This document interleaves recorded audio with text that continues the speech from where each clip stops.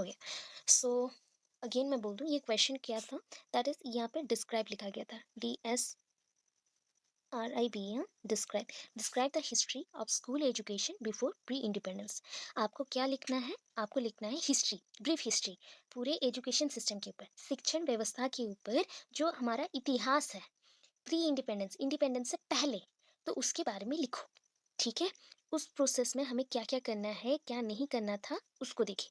तो आपको पता है, ये जो ऑर्गेनाइज्ड एजुकेशन है, हमारा जो ऑर्गेनाइज्ड एजुकेशन आज के टाइम पे आप देख रहे हो, ऑर्गेनाइज्ड मीन्स क्या होता है? हर एक चीज़ को रूल्स रेगुलेशंस के साथ हम सजा के रखे हैं। सो ये ना ऑलमोस्ट मैं बोलूँ तो ये इसका हिस्ट्री जो है बहुत ही लॉन्ग है। ठीक है? Starting from the Gurukul system. ये स्टार्ट कहाँ से हुआ? गुरुकुल सिस्टम से। मतलब आपका जो शिक्षा व्यवस्था है ना, वो कहाँ से आरंभ होता है? गुरुकुल शिक्षण से। गुरुकुल सिस्टम या गुरुकुल शिक्षण को हम क्या बोल सकते हैं? जहाँ भी होता है ना, गुरुज जो है वही टीचर है। तो शिक्षण व्यवस्था में सबसे ऊपर कौन है? गुरु है। सो गुरु होते हैं एजुकेशन सिस्टम में सबसे ऊपर। एंड उसके हिसाब से ये इसका हिस्ट्री जो है, हम गुरुकुल सिस्टम से ही लिखेंगे। इसका जो इतिहास है ये गुरुकुल सिस्टम से ही लिखेंगे। ठीक है? तो इंडिया में अगर हम एजुकेशन सिस्टम को स्टार्ट करते हैं, तो Gurukul system of education is one of the oldest on earth. ये इस अर्थ में, इस पृथ्वी में सबसे पुराना अगर कोई एजुकेशन सिस्टम है ना, वो होता है गुरुकुल सिस्टम। ये गुरुकुल सिस्टम क्या होता है, मैं अगर इसको ब्रीफली बताऊं तो वहाँ पे ना गुरु सबसे महान है। गुरु जो बोले वही शिक्षा है। गुरु के निर्देश के अनुसार, that means guru provide direction, guru provide instruction to the children, और that is instruction to the students. So students do their work according to the guru's instruction. तो जैसा गुरुज बोलेंगे उसी हिसाब से वो लोग चलेंगे। ठीक है? गुरु अगर बोलेंगे कि आज का खाना आप लोग मतलब लाओगे, या फिर आप वैसा तैयार करोगे, तो वो चीज़ वो ही लोग करेंगे, बच्चे ही करेंगे। तो वैसा था, बिकॉज उस टाइम पे ना एजुकेशन सिस्टम में बुक्स नहीं थे, किताबें नहीं थे। ठीक है? किताबें आई आपके 16th सेंचुरी में। 16th सेंचुरी में हम बोल सकते हैं, ये 16वीं जो ईस्वी होता है, या फिर आप बोल लो शताब्दी बोल लो, इसको बोलते हैं। तो उस टाइम पे क्या आया, आपकी किताबें आए, प्रिंटेड बुक्स आए। जैसे कि अभी आप लोग किताब पढ़ते हो ना, तो ये प्रिंटेड बुक्स है। तो प्रिंटेड बुक्स इस टाइम पे आए। तो इस टाइम पे हमें क्या मिला? एजुकेशन सिस्टम में बहुत सारा डेवलपमेंट मिला, बहुत सारा डेवलपमेंट मिला। ठीक है? ये जो एजुकेशन सिस्टम था ना, जहाँ पे प्रिंटेड बुक्स आ रहे थे, या फिर एक एक क्या हो गया था, एक एक फिलोसोफर भी उस टाइम पे ही आ रहा था। फिलोसोफर्स कौन है? आप लोग ऑलरेडी जानते हैं फिलोसोफर्स कौन है। जैसे कि हमारे इंडिया में फिलोसोफर्स कौन है पता है? एजुकेशनिस्ट फिलोसोफर, रविंद्रनाथ टैगोर, महात्मा गांधी जी, श्री अरविंदो, अबुल कलाम आजाद, ये सारे हैं। ठीक है? तो उस टाइम पे ना फॉरेनर्स थे, बहुत इंपॉर्टेंट यूरोपियन फिलोसोफर्स और ब्रिटिश फिलोसोफर्स। ठीक है? ये ब्रिटिश फिलोसोफर्स बहुत सारी चेंजेस ला रहे थे। क्या? वो इंडिया में नहीं आए थे तब तक। वो ट्राई कर रहे थे कि वो इंग्लिश एजुकेशन को कैसे एस्टैब्लिश करें, कैसे लेके आए। बट वो पहले अपने ही कंट्री में प्रॉपरली सेट किए, उसके बाद वो इंडिया में आए। तो उससे पहले सबसे पहला, सबसे पुराना एंड सबसे पहला एजुकेशन सिस्टम कौन सा है, या फिर शिक्षण व्यवस्था कौन सा है? गुरुकुल सिस्टम और गुरुकुल शिक्षण व्यवस्था। गुरुकुल शिक्षण व्यवस्था। ठीक है? इसके बाद क्या आता है देखिए, यहाँ पे गुरुकुल में और भी कुछ था। दैट इज गुरुकुल सिस्टम में अगर मैं बोलूँ ना, क्या आएगा और जैसे कि गुरुकुल सिस्टम में आप जानते हैं कि गुरु एंड शिष्य तो हो गए, स्टूडेंट हो गए। इसके बाद वहाँ पे गुरु ट्राई करते थे या सिखाते थे all round development of the child. All round development of the child हम लोग ऑलरेडी पढ़े हैं, चाइल्ड ग्रोथ एंड डेवलपमेंट में, कि बच्चों का संपूर्ण विकास एवं वृद्धि। ठीक है? उसी चीज को गुरु भी वहां पे सिखाते थे। हो गया गुरुकुल सिस्टम। अभी ड्यूरिंग द ब्रिटिश पीरियड, अभी ब्रिटिश पीरियड से पहले भी और पीरियड्स हैं, उसको हम लिखना स्टार्ट करें तो ये बुक खत्म नहीं होगा, ऐसा है। क्योंकि अभी और भी टू सिस्टम्स, टू नहीं फोर सिस्टम्स बाकी हैं। हम तो टू में रह गए, फोर सिस्टम्स और भी हैं। क्या सिस्टम है? पहला सिस्टम आता है गुरुकुल सिस्टम के बाद ही, Buddhism and Jainism. Jainism and Buddhism. During Buddhism, Buddhism के पीरियड को हम क्या बोलेंगे, या फिर बुद्धिज्म का जो समय विधि था ना, उसमें कौन मुख्य अतिथि थे, या मुख्य गुरु कौन थे? गौतम बुद्ध। तो गौतम बुद्ध के अनुसार सब कुछ वहाँ पे एजुकेशन में डाला गया। दैट मीन्स शिक्षण व्यवस्था में शांति, पीस, दैट मीन्स हम योग व्यायाम करेंगे, हम योगा की तरफ जाएंगे, पीस एजुकेशन को करेंगे, पीस लवर होंगे, नेचर लवर होंगे, हम किसी को नहीं मारेंगे, there is no confliction between any other person of the society और बिटवीन अस ऑल्सो। हम कभी किसी के साथ झगड़ेंगे नहीं, किसी के साथ तर्क नहीं करेंगे, ये सब था। सेम चीज किसने लाया थोड़ा सा चेंज करके? गौतम बुद्ध के बाद कौन आए? जैनिज्म। ठीक है? उसी टाइम पे बोल सकते हैं ना, आस-पास के टाइम पे है, बिकॉज़ हम लोग अभी एक-एक चीज़ को नहीं देख रहे, हम देख रहे हैं कि पिछले 10 साल, 50 साल, 100 साल में क्या-क्या चेंजेस आए हैं। तो एक-एक हम लोग कहाँ पे हैं, हम अभी 16th सेंचुरी में हैं। 16th century, 17th century, 18th century, ये सब निकलते हुए आ रहा है, ठीक है? इसके बाद आते हैं, आप सुन लो, जैसे कि जैनिज़्म, ठीक है? तो जैन धर्म के वो कौन है? हम प्रताड़ित बोल सकते हैं, जैसे कि उन्होंने जैन धर्म को आगे बढ़ाया। सो जैन धर्म में ना सबसे इंपॉर्टेंट क्या थिंक होता है बोलते हैं, उनके ना भगवान नहीं होते, गॉड नहीं होते। वो लोग गॉड किसको मानते हैं? जो लोग, जैसे कि हमारे कस्टम में है ना, Brahmans, Brahmans are the toppest level person, जैसे कि हम बोल सकते हैं टॉप में वो लोग रहते हैं, टॉपेस्ट, सबसे ऊपर रहते हैं। तो वैसे उनके भी कुछ लोग ऐसे थे जो कि राह दिखाते थे, that is they lead direction, हमें डायरेक्शन देते थे। सो ये जो लोग थे ना, उनको बोला जाता था तीर्थंकरस। क्या बोलते थे? तीर्थंकरस, ठीक है? तीर्थंकरस क्या देते थे? जैसे गौतम बुद्ध है, वैसे ही ये लोग भी है, इनको भी पूजा किया गया, बिकॉज उससे पहले ना ये लोग क्या करते थे, जैसे हम बुद्धिज्म का प्रचार करते हैं, वैसे जैन धर्म का भी प्रचार यही लोग करते थे। तो इसलिए इनको तीर्थंकरस बोला गया। ये तीर्थ करते थे और जगह जगह जाके क्या करते थे, बहुत सारे एजुकेशन रिलेटेड बोलते थे, ज्ञान में ही सब कुछ है, ज्ञान को प्राप्त करो, ज्ञान ही आपको साल्वेशन देगा, मोक्ष देगा, मोक्ष प्राप्ति कर सकेंगे, यस, ठीक है? इसके बाद आता है हिंदुइज्म, ठीक है? हिंदुइज्म आता है। अभी हम लोग हिंदुत्व के तौर पे चल रहे हैं, ठीक है? हिंदुत्व क्या है? अभी होता है Hinduism education totally based on Gurukul system. ये ना पूरा मिला-जुला हुआ एक मिश्रण है। That means it is a mixture of Gurukul system, Gautam Buddha का जो था बुद्धिज्म एंड जैनिज्म, सब कुछ का मिक्सचर है। बट हम बोल सकते हैं कि 60% ये डिपेंड करता है किसके ऊपर? ये डिपेंड करता है गुरुकुल सिस्टम के ऊपर। गुरुकुल सिस्टम में जैसे गुरु को मानते थे, अभी के समय में भी गुरु को उतना ही माना जाता है। ये इम्पोर्टेंट था, ठीक है? ये हिंदुइज़्म हुआ। हिंदुइज़्म में फिर भी हम क्या करते थे ना, हिंदुइज़्म में लैकिंग रह गया। क्या? नहीं, इस पीरियड, जितने भी मैंने पीरियड का बोला ना, अभी तक कोई एक नारी बाहर नहीं जाते थे। That means this type of education not allowed girls to go outside to take education. तो उस टाइम पे ना और भी बहुत सारे बाधाएं थे, there are lots of barrier in that period. हम लोग पढ़ रहे ना स्टोरी को, यहाँ पे हम लोग हैडविन यूज नहीं करेंगे या पास्ट टेंस में नहीं करेंगे, हम उस समय के साथ अभी चल रहे हैं, ठीक है? तो उसको स्टोरी जैसा जी लो, समझ लो, ठीक है? अभी ये पॉइंट तो गया। अभी उस टाइम पे और क्या था? ये था कि अभी के जैसे टाइम पे होता ना, जनरल कास्ट, एसटी, एससीज एंड अनटचेबिलिटी, टचेबिलिटी। उस पीरियड में टचेबिलिटी, अनटचेबिलिटी था, जाति प्रथा था, एंड उसके साथ ना क्या होता था बोले, जैसे हम जाति प्रथा में क्या करते हैं, छूत अछूत बोलते हैं, वही है टचेबिलिटी, अनटचेबिलिटी। एंड उसके साथ था ना, जैसे उच्च वंश के कोई है, निम्न वंश के कोई है, नीच है, ठीक है? उसको हम बोलते हैं नीच वंश। जैसे होते थे कचड़ा जाति होते थे, या फिर जो क्या बोलते हैं, बाथरूम साफ करते हैं ना अभी के टाइम पे, उस टाइम में उसको मेथर बोलते थे। तो वो सारे लोग रहते थे, जो स्वीपिंग, क्लीनिंग ये सारे करते थे, सर्वेंट थे, स्लेव थे, उनको एजुकेशन बिल्कुल नहीं मिलता था। जो सिर्फ बड़ी जात के होते थे, दैट मीन्स ऑटोक्रेसी फैमिली से बिलोंग करते थे, या फिर ऑटोक्रेसी के साथ ब्राह्मण्स होंगे, या फिर हिंदू कस्टम में भी जो अपर लेवल में होते थे, उनको ही मिलता था, ठीक है, एजुकेशन। सो ये सारे बैरियर्स थे हिंदुइज्म में। नेक्स्ट कौन आया? Islamic period. बिकॉज हिंदुइज्म में ये एक पॉजिटिव थिंग था कि वहाँ पे अलाउ था, अगर कोई भी बड़ी जात का हो तो वो पढ़ सकता है। तो इस्लाम धर्म का भी हो तो उनके एजुकेशन सिस्टम में उन्होंने अपनाया उसको। अभी इस्लामिक धर्म में क्या आया देखो, इस्लामिक एजुकेशन में ये आया चेंजेस कि ओनली ये क्या किया, हिंदुइज्म और हिंदू शिक्षा को विरोध किया, ठीक है? एंड इस टाइम पे हिंदू शिक्षा को विरोध करके उन्होंने क्या किया कि अपना ही एक एजुकेशन सिस्टम लाया, शिक्षण व्यवस्था लाया। एंड उसमें सबसे इम्पोर्टेंट चीज था कि ये जो एजुकेशन सिस्टम था ना, ये कहाँ पे होता था? मस्जिद में, मक्तबाज में, ठीक है? मकतब्स होते थे या मक्तबाज बोलते हैं, जहाँ पे बोल सकते हैं मस्जिद के अंदर ही एक ऐसा-ऐसा जगह होगा, बारंदा जैसा या ओपन फील्ड जैसा होगा, जहाँ पे बच्चे पढ़ सकते हैं, ठीक है?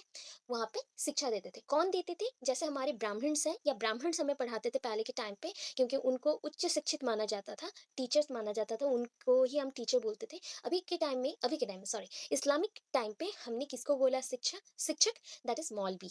मौलवीज़ को हमने बोला, ठीक है? जो मौलवीज़ हैं, वो मस्जिद में या मक्तबाज़ में ही रहते हैं, एंड वो सारा ही एजुकेशन देते हैं, ओके? इसके बाद क्या आया कि उनके जो सिस्टम में एजुकेशन में सूफी आया, हिंदी के साथ सूफी पढ़े वो लोग। एंड उसके साथ उनका जो कुरान है, सबसे इम्पोर्टेंट, कुरान को पहले पढ़ना पड़ेगा, उसको याद रखना पड़ेगा, उनका सब आया ये सब सिस्टम। उसके साथ आया आपका पर्दा सिस्टम। पर्दा सिस्टम। अगर कोई भी बड़े फैमिली के या सॉरी बड़े वंश के हो गया, पूरे मौलवी का कोई अगर बेटी हुआ, ठीक है, वो क्या पढ़ेगी नहीं? ऑब्वियस पढ़ सकती है। कैसे? जब तक वो छोटी है, घर पे आके वो शिक्षा, जो मौलवी आएंगे वो शिक्षा दे सकते हैं उनको, ठीक है। जब वो बड़े हो जाएंगे तो उनको पर्दा सिस्टम में रहना पड़ेगा, जैसे कि उनको बुर्का पहनना पड़ेगा, या फिर होता है क्या, पहले के टाइम पे पर्दा सिस्टम होता था और भी ऐसे पूरे स्क्रीन को लगा देंगे एंड सामने मौलवी जी पढ़ा रहे हैं एंड हम लोग स्क्रीन के पीछे रह के पढ़ेंगे। तो ये सिस्टम था। इतने सिस्टम के बाद आया हमारा British education system. British education system, और इसको बोल सकते हैं हम लोग ब्रिटिश पीरियड, ठीक है।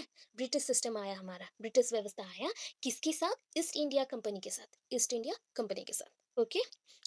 इतना स्टोरी याद रहा? ये सुन लो।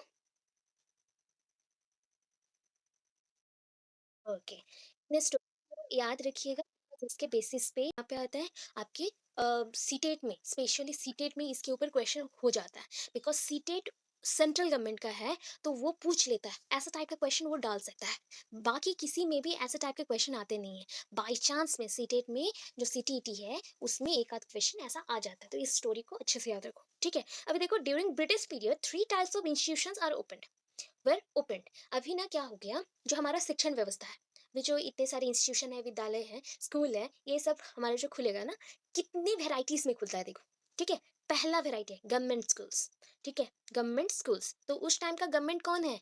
ब्रिटिशर्स है। जो अंग्रेज थे वही है, दैट इज अंग्रेज नहीं, दैट इज अंग्रेज बोल सकते हैं। ब्रिटिशर्स और अंग्रेज जो थे वही लोग हैं। सो वो गवर्नमेंट स्कूल्स बनाए, ठीक है। These were run by government itself and students had to pay nominal फी।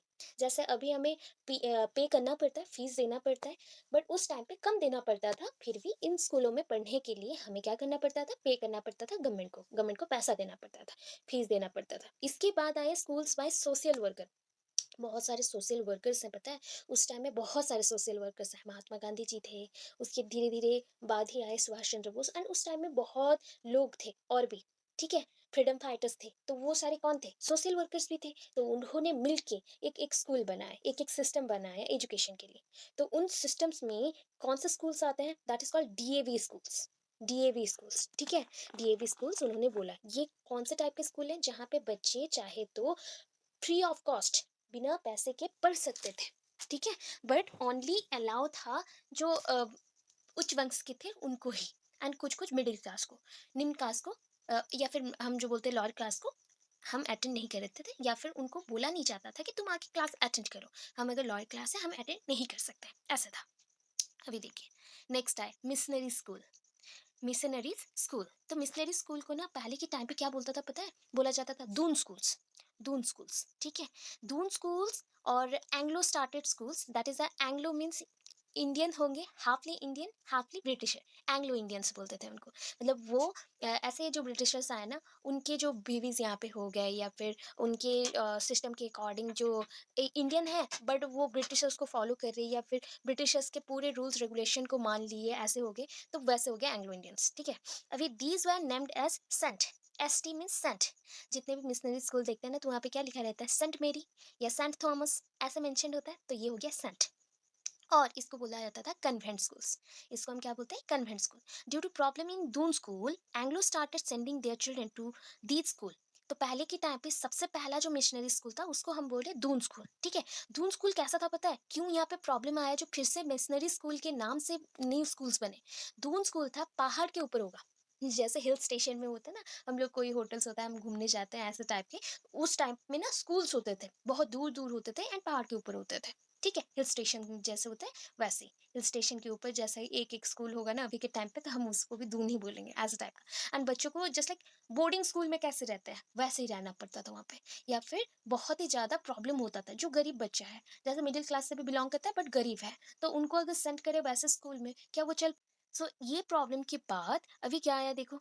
सो इसलिए दून स्कूल में प्रॉब्लम होने लगा, बिकॉज दून स्कूल बहुत दूर हो गया, एंड उसको हम क्या कर रहे हैं? अभी सॉल्व करना है। तो उसको सॉल्व करने के लिए, उस प्रॉब्लम से निकलने के लिए क्या किया गया? बच्चों को अभी सेंड किया गया मिशनरी स्कूल में। मिशनरी स्कूल में कैसे पढ़ाई होता था? कौन सा लैंग्वेज में पढ़ाई होता था? टू लैंग्वेज सिस्टम था। उस टाइम में टू लैंग्वेज सिस्टम था, सो हिंदी एंड इंग्लिश। हम बहुत ही अच्छे से क्या पढ़ते थे? Hindi and English. Although in some areas, Hindi speaking states, that is UP, Bihar, and English was used as non compulsory subject. Just like जहाँ पे यूपी बिहार था ना, तो यूपी बिहार में अभी तक भी जानते हैं इंग्लिश बहुत ही वीक है, बिकॉज वहाँ पे इंग्लिश का स्टैंडर्ड बहुत ही कम है। ठीक है, अभी के टाइम तक भी।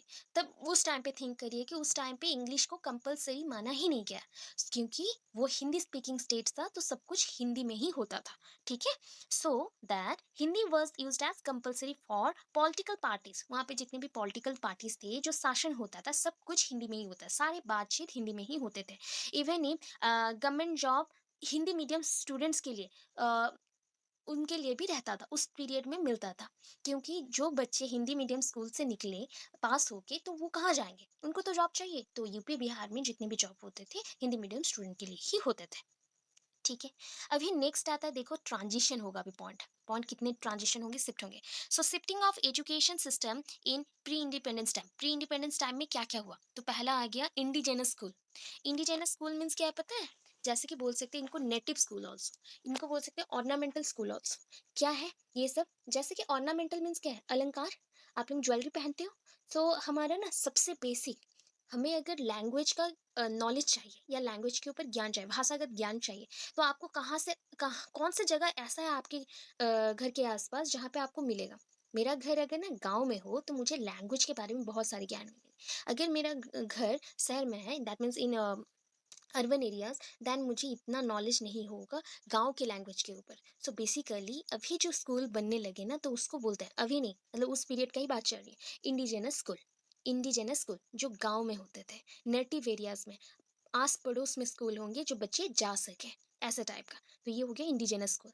इंडिजिनस स्कूल के बाद आता है efforts of east India company. कितने सारे एफर्ट्स किए पता है? क्यों? फ्रूटफुल रिजल्ट मिलने के लिए। दैट मीन्स जो रिजल्ट आएगा ना, वो फलप्रद हो, दैट मीन्स उसका एक अच्छा सा वैल्यू निकले, इसलिए एजुकेशनल एक्सपेरिमेंट्स बहुत सारे किए गए, बहुत सारे कमिटीज आए, बहुत सारे कमीशंस आए, रिकमेंडेशंस मिले, एंड उसके हिसाब से इतनी सारे स्कूल्स में जो चेंजेस हुए। एक होता है ना, स्कूल में कोई चीज़ को पढ़ाने का एक तरीका होता है, उस तरीका को भी चेंज किया गया। Medium of instruction, that is called a medium of instruction, using of different type of skill, और that is to teach a child with their particular environment, or with their particular needs.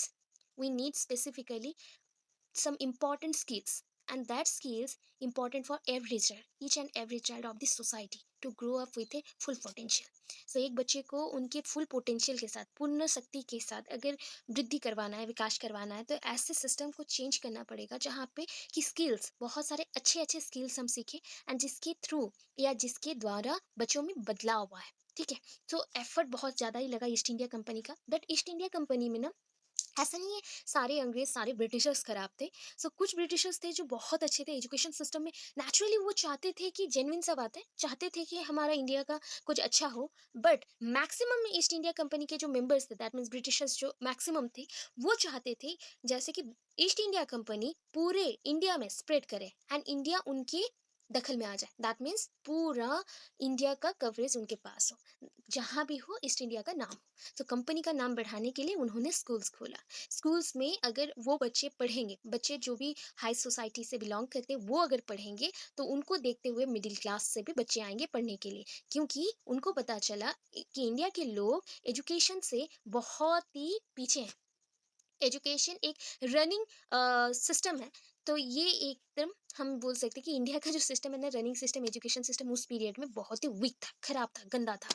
मतलब हम चाहे तो उसको कहीं पे पछाड़ सकते हैं। जैसे गेम में खेलते हो ना, कबड्डी में एक दूसरे को पछाड़ता है, वैसा ही है एजुकेशन सिस्टम को भी। उस टाइम पे इंडिया के एजुकेशन सिस्टम को, जो रनिंग ब्रिटिशर्स का एजुकेशन सिस्टम था, पछाड़ दिया।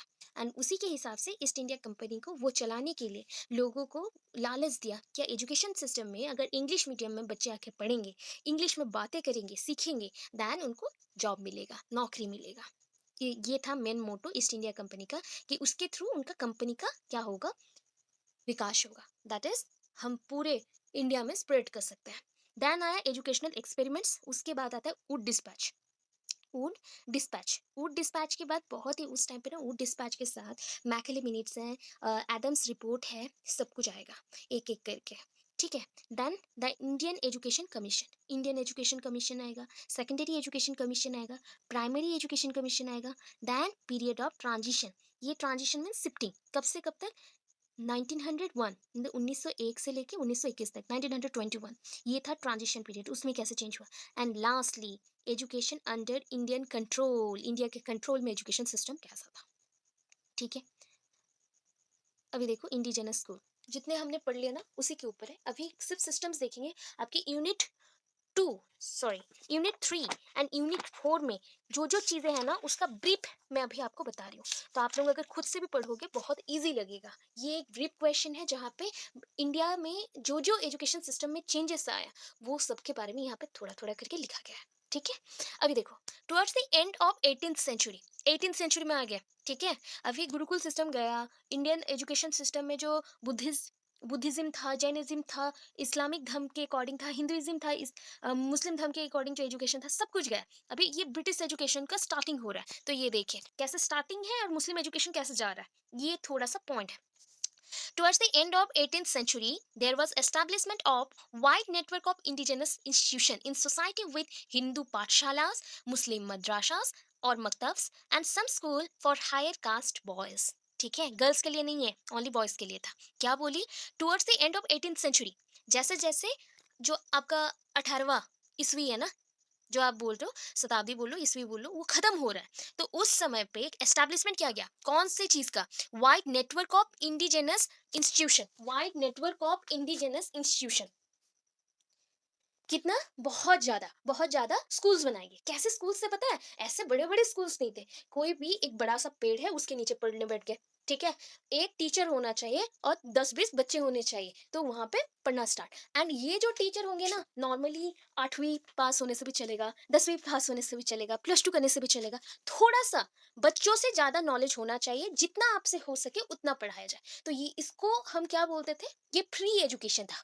नॉर्मली ये फ्री एजुकेशन था, जहाँ पे आप स्टार्ट कर सकते हैं कहीं भी। दैट इज पाठशालास में आप उसको पढ़ा सकते हो, पाठशाला बना के घर पे होता है ना, जैसे आपका घर आपने बनाया, तो एक उसका जो रूप निकला हुआ रहता है उसको हम बोलते हैं थेस्ट रूप। दैट मीन्स जो आपका एजवेस्टर है या फिर सीलिंग है वो थोड़ा सा बाहर की तरफ अगर निकला हुआ है, जिसके थ्रू आप बारंदा बना रहे हो, तो वही बारंदा में या फिर कॉरिडोर में बैठ के आप पढ़ा सकते हो, पेड़ के नीचे पढ़ा सकते हैं, जो कि अभी तक पेड़ के नीचे पढ़ाई होता है शांति निकेतन में, क्योंकि वो सिस्टम को रविंद्रनाथ जी ने फॉलो किया था। तो इसलिए नेचर के साथ पढ़ना बहुत इंपॉर्टेंट है, अच्छा लगता है। तो ऐसे सिस्टम में पढ़ाई होता था। कहाँ कहाँ होता था, हिंदू पाठशालाज में हो गया, जहाँ पे हिंदू लड़के ही जाएंगे पढ़ने के लिए, मुस्लिम मदरासास और मुस्लिम मकतब मस्जिद में जाएंगे बच्चे पढ़ने के लिए। एंड सम स्कूल, कुछ कुछ ऐसे छोटे छोटे स्कूल बने थे जहाँ पे for higher caste boys only, higher caste के जो बॉयज थे वही जाते थे। Actually at that time pathshalas and maktabs were attached with house और mosque and guided by either parents और बाय एजुकेटेड पर्सन। ठीक है, उस टाइम में क्या था कि ये जो पाठशालास थी या मकतब्स थे, दैट मीन्स मकतब्स मीन्स वही मस्जिद के साथ जो रहता वारंदा, उसको हम मकतब्स बोलते हैं। सो मकतब जो थे, मस्जिद भी बोल सकते हो, मस्जिद का ही एक अंश है। तो ऐसा जो अटैच रहता था, किसके साथ अटैच रहेगा, आइदर घर के साथ अटैच रहेगा या फिर आपका कोई मंदिर के साथ अटैच रहेगा, मस्जिद के साथ अटैच रहेगा। एंड यहाँ पे कौन पढ़ा सकते हैं, कोई अगर पेरेंट्स बहुत शिक्षित हैं, दैट मीन्स एजुकेटेड है, और एजुकेटेड पर्सन जो है ना सोसाइटी के, वही लोग जाके पढ़ाएंगे। समाज में जो भी शिक्षित है वो लोग जाके पढ़ा सकते हैं। ये हो गया इंडिजिनस स्कूल का। इंडिजिनस मीन्स घर घर के पास, अपने नेटिव प्लेसेस में, अपने एरिया में, जहाँ पे आप थोड़े से शिक्षित हैं तो आप कुछ बच्चों को लेकर पढ़ा दो। ऐसा सिस्टम में पढ़ाई होता था, इसको बोलते हैं इंडिजिनस। अभी ये सारे वर्ड्स को प्लीज याद रखो, जैसे इंडिजिनस हो गया, मद्रासास हो गया, मकतब्स हो गए, हिंदू पाठशालास हो गए, गुरुकुल सिस्टम, जो जो पॉइंट्स बोली ना, अभी एक एक क्वेश्चन में वो सब कुछ पॉइंट्स आएगा फिर से। ठीक है, तो इसलिए थोड़ा सा याद रखिएगा। ठीक। अभी efforts of east India company, कितना ज़्यादा मेहनत किया ईस्ट इंडिया कंपनी ने, देखो। सो यहाँ पे ना दो टाइप के सिस्टम बने। So it was came during 1780s to 1813 with Warren Hasting. Warren Hasting के साथ ईस्ट इंडिया कंपनी इंडिया में आया। ठीक है, कौन से टाइम पे आया, 1780, मतलब 1780 ईस्वी से लेके 1813 ईस्वी तक के अंदर आया, मतलब एक एक पर्सन करके आए। कुछ कंपनी के मेंबर्स को लेके भेजा गया ईस्ट इंडिया कंपनी को, वहाँ पे एस्टैब्लिश करना। अभी 5 लोग जाके एक जगह पे जाएँगे, तो वहाँ पे एस्टैब्लिश होने के लिए तो थोड़ा टाइम चाहिए ना, रूल्स हैं, लॉज़ हैं, सब कुछ चाहिए, तो उस लिए थोड़ा टाइम लगा। उसके बाद धीरे-धीरे और भी लोग आने लगे कि चलो इंडिया का तो सब कुछ ही खराब है, लॉ नहीं है, यहाँ पे लोगों के अंदर वो बोलते हैं भ्रातृभाव, दैट इज़ अ ब्रदरहुड जो नेचर है, वो नहीं है, भाईचारा नहीं है, कुछ नहीं है। तो यहाँ आके हम क्या कर सकते हैं? शासन कर सकते हैं यहाँ पे, तो हम आ गए। सो फर्स्ट वो कहाँ पे एंटर किए? कलकत्ता। उस टाइम पे कोलकाता नहीं था, दैट इज कॉल्ड कलकत्ता। ठीक है, कोलकाता बाद बाद में हुआ। उस टाइम पे हम लोग कलकत्ता में थे। सो कलकत्ता का दो चीज आया, कलकत्ता में क्या क्या हुआ देखो। Thinking of Warren Hastings for establishment of madrasa. तो उन्होंने मद्रासा क्यों बनाया, क्या सोच के बनाया? किसने? वारन हेस्टिंग ने। वारन हेस्टिंग ने क्या सोच के बनाया? दो चीज सोचा। पहला चीज, टू कॉन्सिलिएटेड, सॉरी, कॉन्सिलेट, स्पेलिंग मेरे मुंह में नहीं घुस रहा, दैट इज कॉन्सिलिएटेड। अभी घुस गया। कॉन्सिलिएटेड, थोड़ा प्रॉब्लम है, हो जाता है कभी कभी, टंग स्लिप करता है, सॉरी फॉर दैट।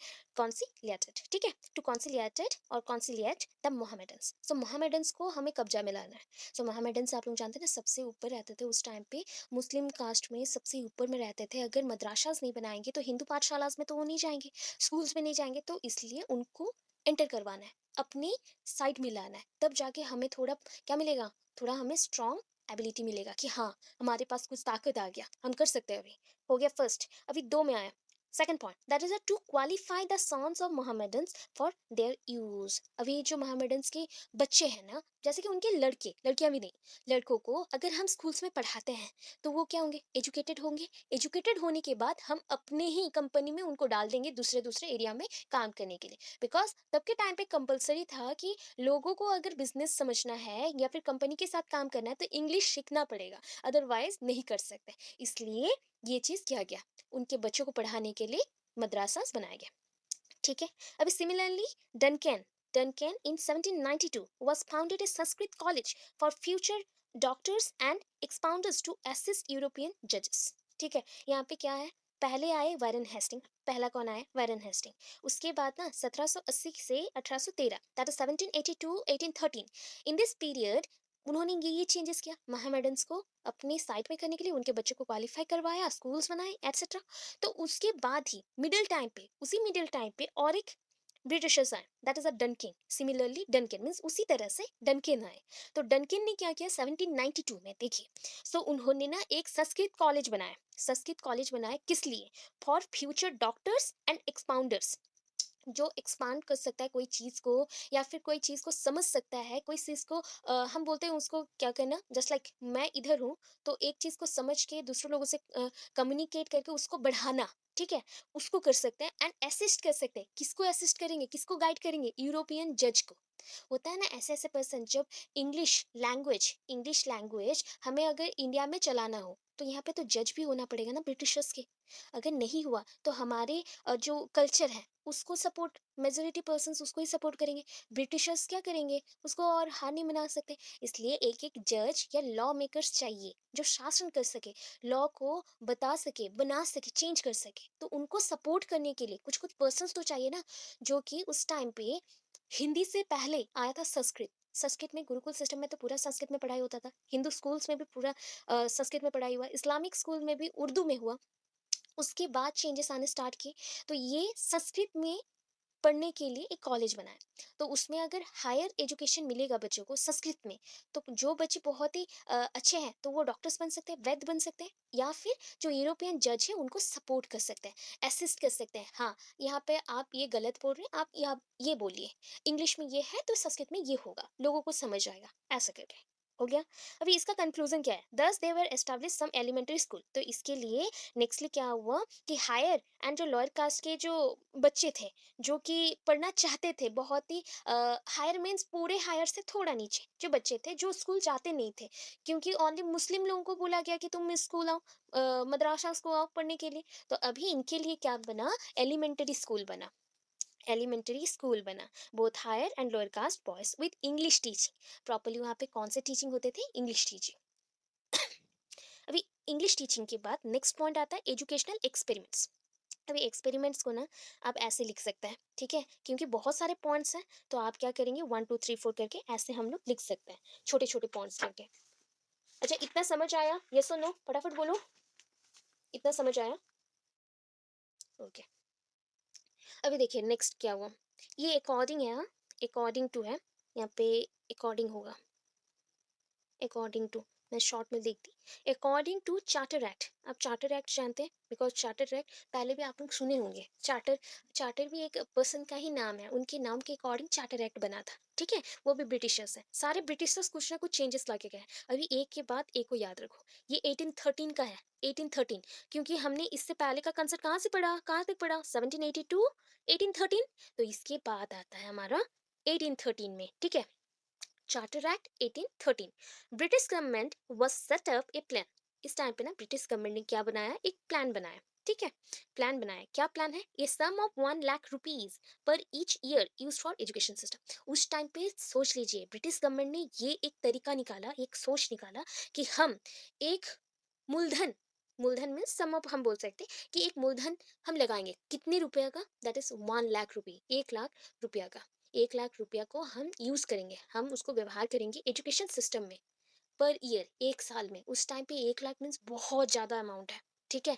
सो उसको उन्होंने छोटे छोटे स्कूल्स को दिया, कुछ कुछ अमाउंट करके दिया, एंड उसके डेवलपमेंट के लिए उन्होंने सोचा। तो ये था आपका चार्टर एक्ट। मैं ओनली ब्रीफ पॉइंट बताऊंगी कौन सा चीज कब हुआ, ठीक है। डिटेल नहीं पढ़ रहे, छोटे छोटे पॉइंट्स में पढ़ रहे। अभी देखिए नेक्स्ट कौन आया, लॉर्ड विलियम बेंटिक। अभी इसको याद रखो, बिकॉज इसके बाद जो नेक्स्ट क्वेश्चन है उसमें ये बहुत इंपॉर्टेंट रोल प्ले कर रहा है, ठीक है। लॉर्ड विलियम बेंटिक, अभी आए लॉर्ड विलियम बेंटिक। तो बेंटिक ने क्या किया, adapted English as an official language. तो उस टाइम पे ना हिंदी नहीं था, Hindi as an official language हम बोलते नहीं थे। अभी जैसे हिंदी राष्ट्रीय भाषा है ना, वैसे ही उस टाइम पे इंग्लिश को, क्योंकि हमारे देश में कोई शासन ही नहीं था, तो इसलिए क्या हो गया, जो थोड़े ताकतवर होते हैं ना वही शासन करते हैं। तो ब्रिटिशर्स उस टाइम पे इंग्लिश बोलते थे, एंड उनके पास तोप थे, बारूद थे, बंदूकें थी, तो वो हो गए स्ट्रांग, ठीक है, हमारे से बहुत ताकतवर हो गए। एंड वो लोग क्या किए उस टाइम पे, चार्टर एक्ट के बाद, 1813 के बाद का पीरियड चल रहा है, अभी ये क्या किए, इंग्लिश को एज एन ऑफिशियल लैंग्वेज बता दिया। ऑफिशियल लैंग्वेज मीन्स सबको पढ़ना पड़ेगा, बाउंड किया गया, सब पढ़ेंगे। अभी थर्ड में कौन आए, लॉर्ड हर्डिंग्स, ठीक है। लॉर्ड हर्डिंग्स आए। अभी लॉर्ड हर्डिंग्स, लॉर्ड यहाँ पे उनका हम बोल सकते हैं, उपाधि बोल सकते हैं यहाँ पे, जस्ट लाइक होता है ना प्रोफेसर, डॉक्टर, तो वैसे उनको लॉर्ड बोला गया है, क्योंकि वहाँ पे ब्रिटिशर्स लोगों को जो अच्छा काम करते थे उनको लॉर्ड बोला जाता है, सार लॉर्ड ऐसे बोला जाता था उस टाइम पे। Lord Hardinge's 1844 decided to give jobs under the government to Indians which educated in English schools, ठीक है। ऐसे हो गया, लॉर्ड हेडिंग्स ने क्या बताया, एक डिक्लेरेशन दिया, ठीक है, डिसाइड किया, एंड उन्होंने बताया सारे लोगों को, अगर किसी भी लोग को या फिर किसी भी बच्चे को अगर जॉब चाहिए गवर्नमेंट के अंडर में, ठीक है, कौन सा गवर्नमेंट, इंग्लिश ब्रिटिशर गवर्नमेंट। अभी अंग्रेज के शासन के में आपको अगर जॉब चाहिए तो आपको क्या करना पड़ेगा, अंग्रेज के शासन के अनुसार जो स्कूल्स हैं, जो स्कूल व्यवस्था उन्होंने किया है, ब्रिटिश स्कूल्स है जो कि इंग्लिश में ही पढ़ाई होता है, तो वहां से पढ़ना पड़ेगा, तभी जाके आपको जॉब मिलेगा। आप इंडियन होते हुए भी आपको जॉब मिल सकता है अगर आप उस स्कूल्स में पढ़ के आए हैं। हो गया। अभी फोर्थ में क्या है, Mount Stuart Elphinstone, that is Elphinstone बोल सकते हैं या फिर एफाइन स्टोन बोल सकते हैं, ठीक है। माउंट स्टुअर्ट एफाइन स्टोन, यानी नेक्स्ट पर्सन आए, ये और एक ब्रिटिशर्स है, ठीक है। So Mount Stuart Elphinstone was in favour of teaching under 3 language. ये यहाँ से स्टार्ट होता है आपका 3 लैंग्वेज सिस्टम, त्रिभाषी स्कूल आप लोग जानते हो। अभी के जितने भी स्कूल सिस्टम है ना वो सारे त्रिभाषी हैं, ठीक है। जहाँ कि हम क्या देते हैं, प्रायोरिटी देते हैं 3 लैंग्वेज सिस्टम को। एजुकेशन ना, अभी लैंग्वेज सिस्टम अगर बोला जाए या एजुकेशन का मेन फॉर्मूला बोला जाए, लैंग्वेज फॉर्मूला, तो वो होता है 3 लैंग्वेज फॉर्मूला। पहले जो था 2 लैंग्वेज फॉर्मूला था, इन बिटवीन 1780 टू 1813।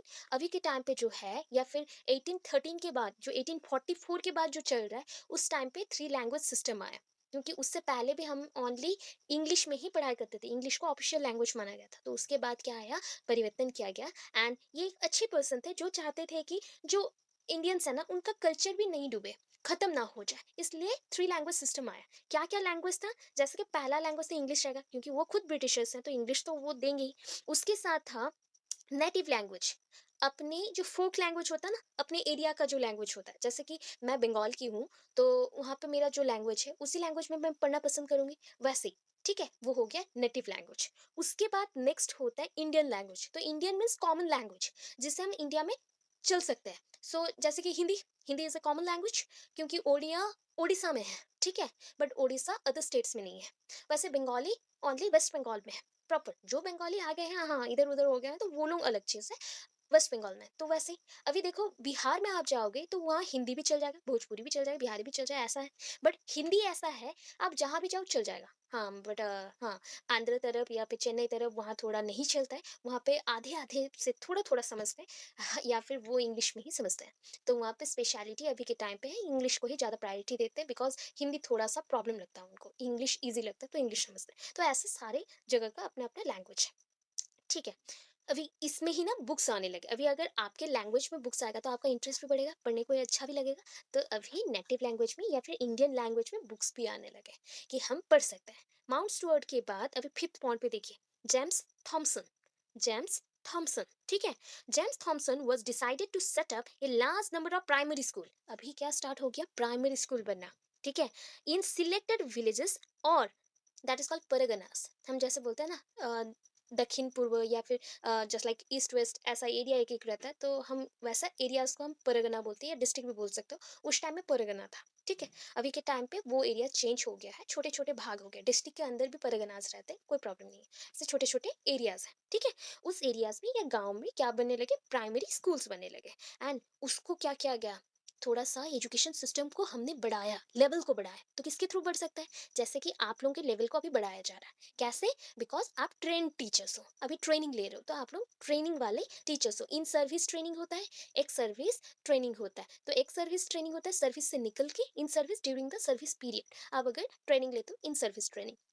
सो इनको ना प्रॉपर ट्रेन टीचर्स बोला गया, जो कि एजुकेशन सिस्टम में, प्राइमरी स्कूलिंग सिस्टम में एंटर किया बच्चों को पढ़ाने के लिए। एंड उसके साथ उनको विजिट करने के लिए, जैसे क्या होता है स्कूल में आते हैं ना, एक एक एजुकेशन इंस्पेक्टर आते हैं, एंड हमें इंस्पेक्शन करते हैं कि बच्चे पढ़ रहे हैं कि नहीं, बच्चों का खाना पीना ठीक हो रहा है कि नहीं, पढ़ाई ठीक हो रहा है कि नहीं, उसका करिकुलम ठीक है कि नहीं, सब कुछ देखते हैं। वैसे ही यहाँ पे चेक करने के लिए है जिला विजिटर्स। जिला विजिटर्स ये कौन है? जिला सदस्य ही है। जैसे होता है ना, एक एक जिला का मुखिया होता है, ठीक है? सरपंच, मुखिया, वो सारे लोग हैं जिनको कुछ रूल्स बताया गया है कि आपको स्कूल में एक हफ्ते में या फिर वन पर वीक में वन टाइम विजिट करना है, एंड प्रॉपरली क्या क्या चीजें हो रही है, कौन से टीचर है, कैसे है, या पढ़ा रहे कि नहीं, सारे बच्चों को देखना है, उनको मार रहे हैं कि नहीं, सब कुछ चेक करके लाएंगे। तो ये सारा चीजें होती थी, ठीक है? अभी नेक्स्ट आया 6th point. The most significant event was education of girls set up by Lord Dalhousie.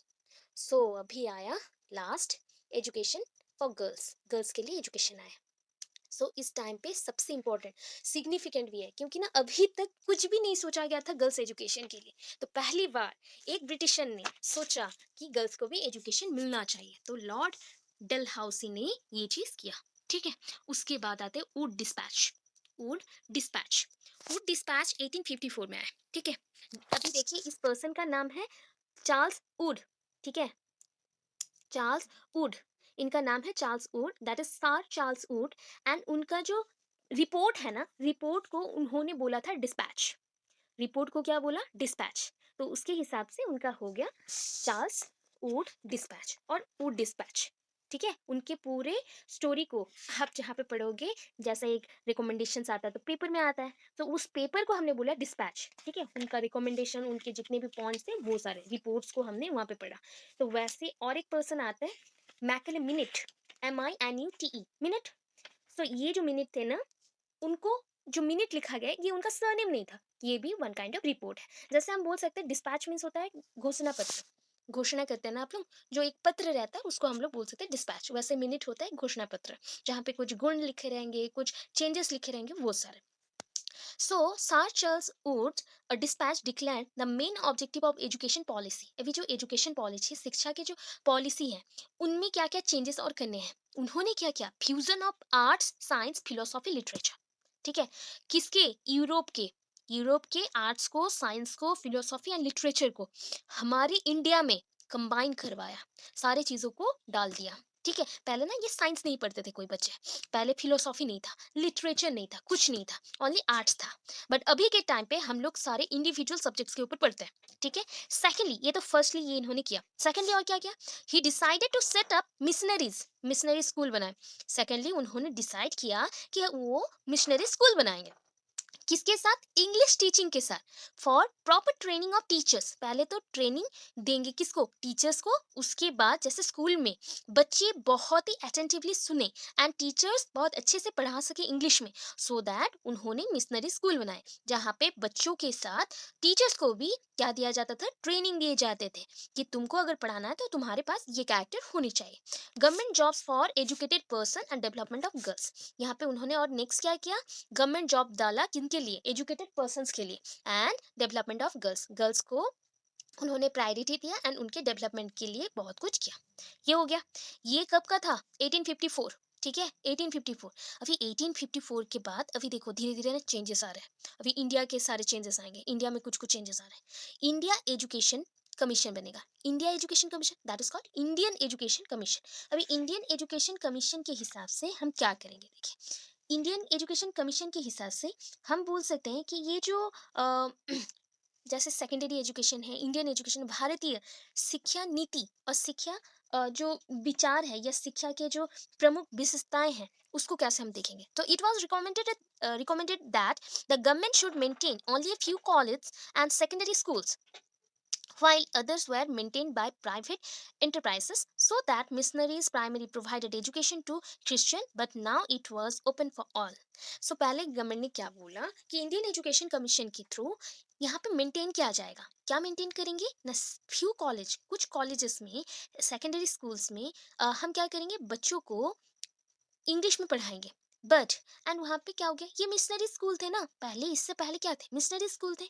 तो मिशनरी स्कूल को हम थोड़ा सा बदलाव लाएंगे, चेंजेस लाएंगे। एंड जो मिशनरी स्कूल थे उसमें ओनली किनको अलाउ था? क्रिश्चियन लोगों को। मिशनरी स्कूल में स्पेशली क्रिश्चियन जाते हैं, बट अभी के लिए सबको अलाउ किया गया। कौन से टाइम पे? 1882 में। 1882 में, ठीक है। अभी इसके बाद कौन आता है? Secondary education. ये एक एक चीज एक एक लॉन्ग क्वेश्चन है, बता दो। जैसे कि इससे पहले आपने ये मार्क किया ना, this first one, fourth point, Wood dispatch, this one is very important long question for unit 3। ये यूनिट 3 के लिए सबसे इंपॉर्टेंट लॉन्ग क्वेश्चन है, ठीक है। एंड उसके बाद इंडियन एजुकेशन कमीशन एक इंपॉर्टेंट लॉन्ग क्वेश्चन है। सेकेंडरी एजुकेशन मैं ब्रीफ थोड़ा बता रही हूँ, फिर इंडिविजुअल एक एक करके पढ़ोगे, अच्छे से पढ़ोगे। सेकेंडरी एजुकेशन कमीशन देखो, सेकेंडरी एजुकेशन कमीशन को क्या बोलोगे? माध्यमिक शिक्षा आयोग। कमीशन मीन्स आयोग बोल सकते हो, माध्यमिक शिक्षा आयोग, ठीक है। अभी सेकेंडरी एजुकेशन में, माध्यमिक शिक्षण में क्या होगा? So secondary education expanded first during period of 1901 to 2। क्या हुआ? 1901 से 2 के अंदर ये ना बहुत ही ज्यादा एंड जल्दी ग्रो करने लगा। पता है उस टाइम पे कितने स्कूल्स थे? पहला स्टार्टिंग जब हुआ 5124 सेकेंडरी स्कूल्स थे। माध्यमिक शिक्षण के लिए जो स्कूल थे, विद्यालय थे, वो इतने थे 5124। बट उसमें चेंजेस आएंगे, देखिएगा। ये स्कूल्स में कितने बच्चे पढ़ते थे? देखिए कितने बच्चे हैं। सो ये कुछ 5 लाख है। 5,90,129 ऐसा कुछ है। 5,90,129 स्टूडेंट्स उस टाइम पे पूरा जो सेंसस बना था उस सेंसस के अकॉर्डिंग ये मेंशन किया गया है, ठीक है। Then these schools were for university entrance exam. पहले के टाइम पे एजुकेशन सिस्टम अपने पेरेंट्स को पूछिएगा, जैसे कि मेरे पेरेंट्स भी एग्जाम देते थे तो उस टाइम पे बताया करते थे कि कैसे एग्जाम होता था या फिर सिस्टम क्या था। जैसे मेरे पापा ने क्या किया है, उन्होंने 10th के बाद 11 अपने स्कूल पे ही पढ़ा है। 11 स्कूल में पढ़ने के बाद एक छोटा सा एग्जाम होता है, ठीक है, जिसके थ्रू आप कॉलेज में एंट्री कर सकते हैं। एंड कॉलेज को उस टाइम पे कॉलेज नहीं बोलते थे, हम यूनिवर्सिटी लेवल डायरेक्ट बोलते थे। तो यूनिवर्सिटी लेवल में जा सकता है, उसके लिए एंट्रेंस होता था। 11th के बाद 12th नहीं था, डायरेक्ट एक छोटा एग्जाम होगा, उसके बाद हम जा सकते कॉलेज, ऐसा था। हमारे सिस्टम्स चेंज हो गया अभी। So another characteristics of these schools, इस टाइम पे जो स्कूल्स थे उसके और क्या नियम थे देखिए, was that they were conducted by private enterprises. ये प्राइवेट स्कूल्स थे, दैट मीन्स प्राइवेट, जो गवर्नमेंट नहीं, मतलब हमारा ब्रिटिश जो गवर्नमेंट था वो नहीं चला रहा था। ये इंडियन गवर्नमेंट में जो लोग थे, जो होता है ना ब्रिटिशर्स के खिलाफ जो चल रहे थे या ब्रिटिशर्स के सपोर्ट में है, बट वो नहीं चाहते कि ब्रिटिश गवर्नमेंट इसके ऊपर भी क्या कर ले, कब्जा कर ले या दखल कर ले, ऐसा टाइप का अपना कंट्रोल ले आए। तो ऐसा नहीं चाहते थे, तो अपने अकॉर्डिंग चलते थे। तो हम इंडियन तब प्राइवेट थे, private enterprises, that is based on donation and teachers agreed to work on low salaries. So यहाँ पे जब टीचर्स काम करते थे, अभी तक भी तो यही चल रहा है, अभी तक भी चेंजेस नहीं आए कि टीचर्स को बहुत ही जो पेमेंट होता है वो बहुत ही कम मिलता है, एंड ये पूरा ही स्कूल डोनेशन बेस्ड था, डोनेशन बेस्ड था। नेक्स्ट आता है, देखिए, primary education. During this period most of the indigenous schools died out due to levy of a local cess और रेट ऑफ एजुकेशन। ठीक है, अभी मैं इसको समझाती हूँ कि इस समय पे क्या हुआ ना, ये आ गया समय आपका लास्ट की तरफ, 1882 के बाद बाद ये आ रहा है। ठीक है, थोड़ा सा हम 1901 से 2 में गए थे, बट इससे बात भी हम क्या समझ रहे हैं कि 1882 का जो मतलब चल रहा था एजुकेशन सिस्टम, प्राइमरी एजुकेशन, उसमें भी कुछ गलतियां थी, तो उसको थोड़ा सा हम यहाँ पे लिख रहे हैं। During this period most of the indigenous schools died out. जितने भी इंडिजिनस स्कूल्स थे ना, जैसे कि पाठशालास थी, घर घर में थी, मंदिरों में पढ़ाए जाते थे, मस्जिदों में पढ़ाए थे, वो सारे खत्म हो रहे थे। क्यों? जो लोकल एरिया में लोग रहते थे ना, वो क्या हो गए, जस्ट लाइक लालची, लेवीज, दैट इज लालची। लालच उनका बढ़ गया किसकी तरफ, उनका एलिमेंटरी स्कूल एंड जो मिशनरी स्कूल, इसकी तरफ, क्योंकि वहाँ पे एजुकेशन बहुत अच्छा होता था। ऐसे सोच के उधर चले गए, एंड यहाँ पे धीरे धीरे ये कम होना स्टार्ट किया, बंद हो गया, खत्म। By 1882 this levy near about areas cause many problem. ये जो छोटे छोटे एरिया में जो लालच बढ़ते गया ना, ये लोगों के अंदर जो लालच बढ़ते गया, इसके थ्रू क्या हुआ, बहुत जगहों पे प्रॉब्लम हुआ। जैसे कि कौन सी जगह पे, सो दैट, कौन सी जगह पे प्रॉब्लम हुआ, गांव में, ज्यादा तो गांव में ही होगा, बिकॉज बच्चे तो एक तो कुछ नहीं जानते, उसके ऊपर ऐसे हो रहे हैं, तो सबसे ज्यादा वहां पे प्रॉब्लम हुआ। उसके बाद, so that municipalities began to establish in town and cities. उसके बाद म्यूनसिपलिटीज आया। सो म्यूनसिपलिटीज आके बहुत जगह पे एस्टैब्लिश होने लगा, स्टार्ट करने लगा अपना वर्क को, क्योंकि वो अच्छा चाहता था, गांव में अच्छा चाहता था, शहर में भी अच्छा चाहता था, ऐसा। व्हिच प्रोवाइड फंड्स, वो लोगों को फंड्स देने लगा, स्पेशली प्राइमरी स्कूल्स को फंड्स देगा, एजुकेशन को फंड्स देगा, and transfer them to local bodies. But that was not, sorry, that act was not worked on them. But उस टाइम पे ना उतना उनके पास पोटेंशियल नहीं था, उतना लोग ना डोनेशन नहीं देते थे, उतना लोग फंड्स नहीं देते थे, जो जितना वो चाहते थे करने के लिए म्यूनसिपलिटीज। तो इस वजह से हम अगर कोई चीज़ को लोकल बॉडीज में दे दे, जैसे लोकल में जो लोग हैं कि तुम लोग संभालो, तो वो गड़बड़ कर दिए, एंड प्रॉब्लम फिर से बढ़ गई। ठीक है, तो इसके बाद 10 प्रायर टू 1854, ठीक है, और ड्यूरिंग 1854 जो new type of primary schools registered हुए थे, उसकी इम्प्रूवमेंट को हमने लाया कहाँ पे, 1901 पे। एंड यहाँ पे एक न्यू टाइप के स्कूल्स को बनाया, जहाँ पे क्या होगा, क्वालिफाइड टीचर्स होंगे। जैसे कि उस टाइम पे ना इतने सारे एग्जाम्स नहीं होते थे, थोड़ा बहुत डेमो होता था, या फिर बच्चों को पढ़ा सकते हैं, ऐसे टीचर होने से चलेगा, वही क्वालिफाइड है। बट अभी के टाइम पे जितने एग्जाम्स होते हैं वो उतने एग्जाम्स नहीं थे, दैट इज क्वालिफाइड टीचर्स चाहिए।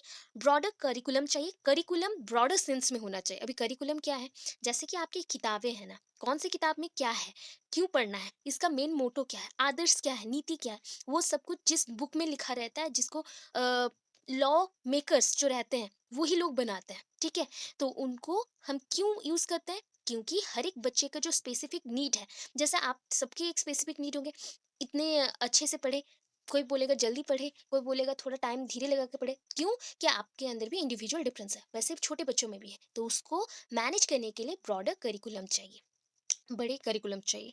तो उसके साथ better method of teaching, method of teaching चाहिए। ओनली डेमोन्स्ट्रेशन मेथड से बच्चों को पढ़ाएंगे तो बच्चे कुछ समझेंगे, ऑब्वियस नहीं समझेंगे। अगर ओनली हम लेक्चरिंग मेथड से बच्चों को समझाएं, बच्चे कुछ समझेंगे नहीं। सो हम डिफरेंट टाइप्स ऑफ मेथड्स को यूज करेंगे, उसके साथ फिजिकल एक्सरसाइज, शारीरिक विकास भी हो, शारीरिक जो परिश्रम करना चाहिए वो भी होना चाहिए। तो उसके लिए ये सारे चेंजेस लाइए। अभी देखिए पीरियड ऑफ ट्रांजिशन 1901 से लेकर 1921 तक, इस टाइम पे कौन आया, एक आए लॉर्ड कर्जन, टैक्जन नहीं है, कर्जन है, ठीक है। सो लॉर्ड कर्जन आए, कन्वेन्ड द फर्स्ट कॉन्फ्रेंस, या कन्वेंट मीन्स वहां पे किए, जस्ट लाइक उपस्थापना करना, इसको बोलते convent. Convent the first conference of direct to या फिर रुकिए directors of public instruction in 1901 and reform the education system with its decision। वहाँ पे जो डायरेक्टर्स थे, जो एजुकेशन सिस्टम को चलाते थे उस टाइम पे, उन लोगों को लेके उन्होंने पहला एक कॉन्फ्रेंस किया। कॉन्फ्रेंस मीन्स जहाँ पे इस मीटिंग बोल सकते हैं, जहाँ पे उन्होंने कुछ डिसीजन लिया, प्रॉब्लम्स को सुना, फिर डिसीजन लिया, वो सब। एंड क्या डिसीजन लिया गया कि हम एजुकेशन सिस्टम को रिफॉर्म करेंगे, बदलाव लाएंगे उसमें। ठीक है, अभी government secondary schools were improved, जो सेकेंडरी स्कूल्स था गवर्नमेंट, पहले तो था प्राइवेटाइजेशन में, वो चेंज हो गया गवर्नमेंट में, तो गवर्नमेंट सेकेंडरी स्कूल्स इम्प्रूव होने लगा through strengthening of staff, hostel facilities, support system, private enterprises को जो हम सपोर्ट देना चाहिए था, उसको हमने सपोर्ट दिया एंड उसको गवर्नमेंट में कन्वर्ट किया। सो जितना हॉस्टल फैसिलिटीज़ होना था, बच्चों के लिए जो जो स्टाफ्स चाहिए उनको पढ़ाने के लिए, उनको सपोर्ट के लिए सब कुछ दिया गया। एक्सपांसन ऑफ सेकेंडरी एजुकेशन, हमने सेकेंडरी एजुकेशन याद रहे 1901 से 2 तक ओनली 5000 समथिंग था, तो उस टाइम पे जो एक्सपांसन हमने नहीं कर पाए, तो अभी इंप्रूवमेंट हो गया। तो बाय 1921 टू 22 कितने स्कूल्स बन गए पता है? 5493 स्कूल्स से पहले अभी बन गए 1921 से 22 में 7530 स्कूल्स। एंड पहले जो बच्चे थे ना, कितने थे? नियर अबाउट 5 लाख समथिंग थे, तो उसके बाद थोड़ा बहुत चेंज होके 6,23,000 हो गए। वो ऑलमोस्ट बोल सकते हैं डबल हो गया, ऑलमोस्ट डबल हो गया, मतलब दुगना, दुगना बच्चे पढ़ने लगे। तो कितना बढ़ गया?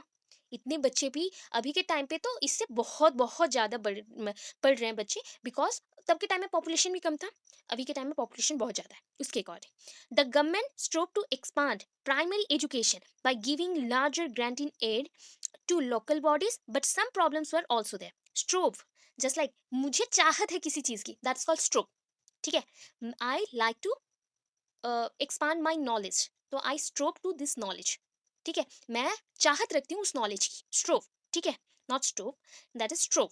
Strove to expand primary education, primary education को मैंने क्या किया? एक्सपांड किया। प्राथमिक शिक्षा को हमने क्या किया? एक्सपांड किया। इसको ना प्राथमिक शिक्षा को गण शिक्षा भी बोलता है, गण शिक्षा, जनता के लिए जो शिक्षा है गण शिक्षा, तो उसको बढ़ाया गया। एंड उसके साथ ग्रांट इन एड, अभी ना ग्रांट इन एड हर एक जगह होता है, हर एक स्कूल को कुछ ना कुछ पैसे दिए जाते हैं, कुछ ना कुछ सहायता किए जाते हैं, उसी को बोलते हैं सहायता को, हम अभी सहायता बोल देते हैं, तब के टाइम पे था ग्रांट इन एड। ठीक है, ग्रांट इन एड दिया गया लोकल बॉडीज को, मतलब जैसे डिस्ट्रिक्ट में या फिर आपके लोकल एरियाज में, जैसे राउरकेला, राउरकेला तो एक डिस्ट्रिक्ट के अंदर रहता है, तो उसमें भी कितने सारे स्कूल्स हैं, सारे स्कूल्स को हम कुछ कुछ पैसा देंगे कि तुम अपने स्कूल का विकास करो, विद्यालय का विकास करो, पढ़ाई का विकास करो, बच्चों को अच्छे से पढ़ाओ, स्कूल के लिए जो चीज़ें चाहिए उसको फुलफिल करो। But some problem were also there, तब भी कुछ ना कुछ प्रॉब्लम रह गया। सो नेक्स्ट कौन है? The Bombay legislature was the first to pass a law introducing compulsory primary education in urban areas।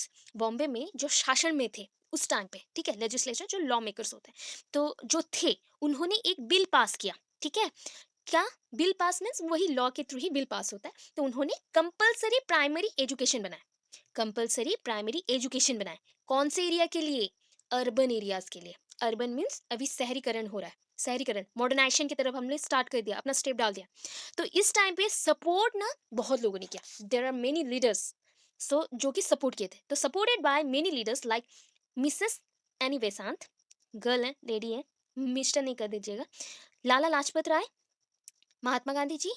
ठीक है, इन्होंने सब मिलके नेशन के लिए बहुत सारे मूवमेंट्स किए, दैट मीन्स बहुत सारे आंदोलन किए, और एजुकेशन सिस्टम में रिवोल्यूशनरी चेंजेस लाया, विप्लव ले आए शिक्षा में, गण शिक्षा नीति में विप्लव लेके आए, शिक्षा को ही बदल डाला, शिक्षा नीति को ही बदल डाला। The role of national education system should control the India and it should foster love of motherland. So हमारा नेशनल एजुकेशन का मतलब क्या है? नेशनल एजुकेशन का मतलब होता है वो कंट्रोल करेंगे पूरे इंडिया को, एंड इंडिया के लिए जो एक, जैसे इंडिया हमारी मातृभूमि है, ठीक है, जस्ट लाइक, तो मदर के लिए घर पे अगर मदर को कुछ हो जाता है तो हमें कितना केयर हो जाता है, परेशानी होती है, उतना ही परेशानी चाहिए बच्चों के अंदर भी, कि वो भी तत्पर रहे, that is they are also try to solve the problem of the India, they are also caring their India nation just like their mother, वैसे ही अपने मदर जैसा प्यार दे, अफेक्शन रखे, केयर करे, वो सारे, तो उनके अंदर ये जो होता है ना, हम बोल सकते हैं देशात्मबोधक जो बोलते हैं हम लोग, से देश के लिए कुछ करना, वैसा पेट्रियटिज्म, पेट्रियटिज्म जो होता है उसको हमने लेके आए, पेट्रियटिज्म। सो अभी पेट्रियटिक होना, पेट्रियटिज्म करना बहुत इंपॉर्टेंट है। ये तो भातृभाव तो चला गया, ब्रदरहुड तो चला गया, अभी देश के लिए पेट्रियटिज्म नहीं दिखाएंगे तो कैसे चलेगा? तो वो हो गया। अभी देखो education under the Indian control, patriotism के बाद अभी education under the Indian culture, control, sorry control, 1921 to 1947, between अभी देखो 1901 टू 21 तक चला गया, 21 टू 47 आया। सो यहाँ पे पॉइंट वाइज है, फ्रॉम 1921 टू 1947, इसमें क्या चेंजेस आए? Education was sender, sorry sender नहीं है, अंडर है, मैं खुद ही नहीं पढ़ पा रही हूँ, यहाँ पे थोड़ा सा ये हो गया, अंडर है, अंडर इंडियन कंट्रोल। तो एजुकेशन इस पीरियड में किसके कंट्रोल में है? शिक्षा नीति किसके कंट्रोल में आ गया? इंडिया के, भारत के कंट्रोल में आ गया, भारत के शासन में आ गया, वो चलाएगा।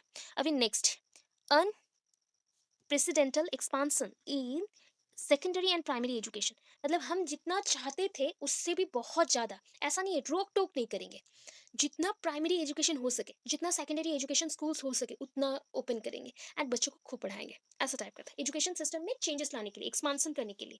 Then third, from qualitative point of view, modern Indian languages were taken as a medium of instruction. Qualitative, quality बढ़ाना है, एनहांस करना है। कोई भी चीज़ का, खाने का अगर क्वालिटी बढ़ाना रहता है तो क्या करते हैं, एक्स्ट्रा कुछ मसाला दे देते हैं, कुछ स्पाइसेस यूज़ करते हैं। वैसे ही होता है, अगर पढ़ाई में भी उसका वैल्यू को इंक्रीज करना है ना, तो मल्टीपल लैंग्वेज में पढ़ना चाहिए। बच्चों को समझ तो आए एक्चुअल कौन से लैंग्वेज में पढ़ाई हो रहा है, उसके बाद इंग्लिश तो वो सीख ही जाएंगे। बच्चों को समझना चाहिए कि कौन से लैंग्वेज में हम पहले पढ़ रहे हैं, कौन से लैंग्वेज में पढ़ रहे हैं और क्या पढ़ रहे हैं। हम लोग ओनली इंग्लिश बोलते हैं बट समझ नहीं पाते बहुत टाइम। जब छोटे थे हम लोग तो उसके बेसिस पे प्रॉब्लम आता है। आधा से ज़्यादा लोग अच्छे अच्छे वर्ड्स नहीं जानते हिंदी के या उड़िया के, अदर लैंग्वेज के। सो ये डिफिकल्ट होता है। जो बच्चे गांव से आए हैं वो तो इंग्लिश कभी नहीं सुने, तो उनके लिए क्या किया गया, मीडियम ऑफ इंस्ट्रक्शन, मतलब पढ़ाई का जो मीडियम होना है वो किस में होगा, हम सारे लैंग्वेज को, जितने भी इंडिया के लैंग्वेजेस हैं सबको रखेंगे। जैसे आंध्र में है तो आंध्र प्रदेश का जो लैंग्वेज है उसमें वहाँ पे पढ़ाई होगा, बंगाल में बंगाली बंगाली में होगा, उड़ीसा में उड़िया में होगा, अगर आप यूपी बिहार चलते हो तो वहाँ पे हिंदी में होगा। ऐसे आ गया लैंग्वेज, ठीक है। उसके साथ साइड बाय साइड इंग्लिश रहा, कंपलसरी है, लेना भी है। And English continue to be studies as compulsory subject. तो इंग्लिश को हमने कैसे पढ़ा, कंपलसरी सब्जेक्ट के जैसे पढ़ा। Then liberal education concession to the backward classes in general, ST SCs, which was leaded by Mahatma Gandhi. तो हमने उसके बाद क्या किया, जो पहले था ना, हायर क्लासेस के बच्चे जाएंगे पढ़ने के लिए, मोहम्मडन्स गए, देन हायर क्लासेस के गए, देन एजुकेशन सिस्टम में हम रिवोल्यूशनरी चेंजेस लाए, अभी लो क्लास एंड हायर क्लास के लोगों को एक साथ पढ़ाएं। उसके बाद आया कि डल हाउसी ने क्या किया, गर्ल्स एजुकेशन को थोड़ा प्रमोट कर दिया। उसके बाद ST SC जनरल जो इतने क्लासेस बन गए, महात्मा गांधी ने उसको लीड किया एंड लीड करके कंसेशन किया कि अभी बैकवर्ड क्लासेस को भी जनरल के साथ पढ़ाना है, एक साथ सब कोई पढ़ेंगे मिलजुल के। बिकॉज पहले ना फिर भी था, अगर एजुकेशन सिस्टम बना भी था फिर भी क्या होता था, अगर जो हायर सोसाइटी से आ रहा है वो कभी भी ST SC के साथ बैठेंगे भी नहीं, ऐसा था। बट वो सारे हट गए, अभी के टाइम पे हम लोग एक है, सब कोई इक्वल है। Thus by 1947 the modern system of education created by British was nearly 150 years old. तो इससे क्या पता चला, जो हमारा 1947 में ये जो हमारा इंडिपेंडेंस हो गया, मिल गया, मतलब हम लोग प्री इंडिपेंडेंस में थे, इंडिपेंडेंस अटेंड किए, तो उस सिस्टम में जितने भी पहले ब्रिटिशर्स थे वो कब तक रह के गए हैं, ये जो उनका एजुकेशन सिस्टम था वो 150 साल पुराना है, 150 साल पुराना है। समझ आया, इतना समझ आया, ये सुन नो।